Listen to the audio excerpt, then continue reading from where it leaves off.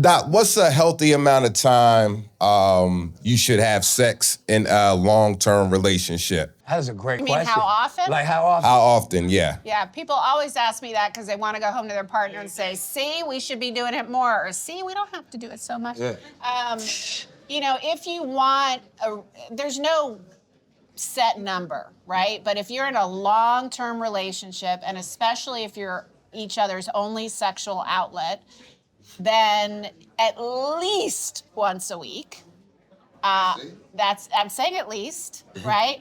And it's usually a meeting in the middle. So if your partner wants it 7 days a week, and you want it once every other week, right? Then once a week may be a good place to start.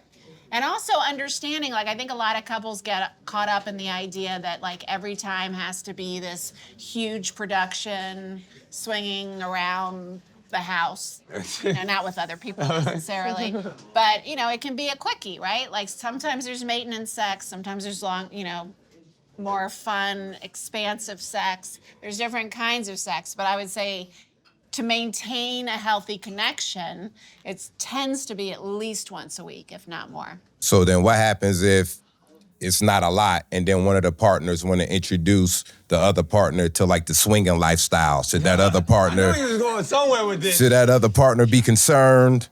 What do you think? Should the partner who doesn't want it as Saying much? you're not giving me as much as I need, so I want to bring somebody else. Let's bring another partner in. Yeah, they're probably going to be concerned unless they're into it too. But if you're with someone who has a low libido, I've seen couples where the partner's like, go ahead, just don't tell me about it, or go ahead and, that's fine because I don't want to do it. But I find that it usually is pretty messy.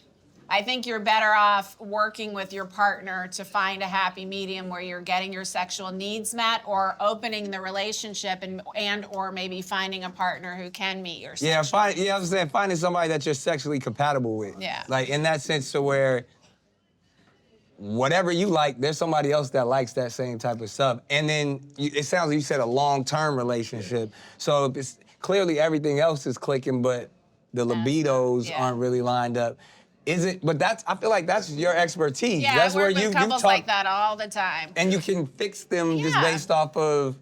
Just helping them get on the same page. And sometimes there's something, especially if she's in her late 30s or older, then there's sometimes hormonal issues going on. Sometimes there's stress. Sometimes it's that you need to be a little bit more emotionally attentive and attuned to her, because women are in large part inspired to be sexual because they feel emotionally close to the person they're going to have sex with. So if you're walking around pouting about not having sex or pulling back emotionally, she's going to want to have less sex with you.